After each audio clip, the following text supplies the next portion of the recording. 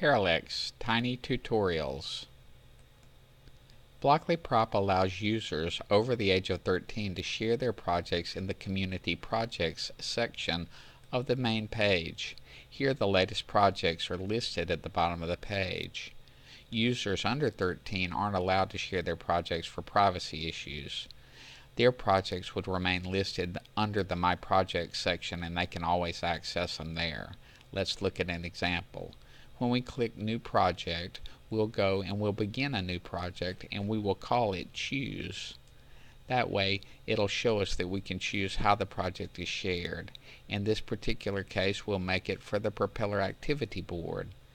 We'll list this piece of code as public, and when we say Finish, it will move us into the project work area. To show how this works, we'll pick in the control panel, Add Comment, and we'll write Choose, and we'll list this one as public. All we do then is save the project. Our Choose project is now saved publicly so that others can enjoy it. To modify that, we can just go back to the Edit Project Details page. We can now choose, if we wish, to make this code unlisted by clicking the Unlisted button and saving the project. When we save the project as unlisted, the green bar will show up to show us that the project is saving, and we can return to the workspace by clicking the View Project Code.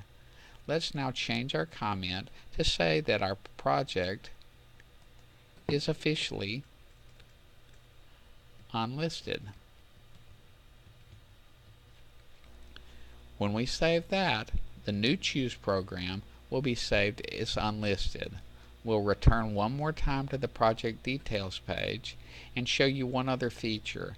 Now that the project is unlisted, we can share it with friends by putting a check mark in this box and getting a link, a private link, that allows the project to be shared with others. It's that easy to share and collaborate work with BlocklyProp.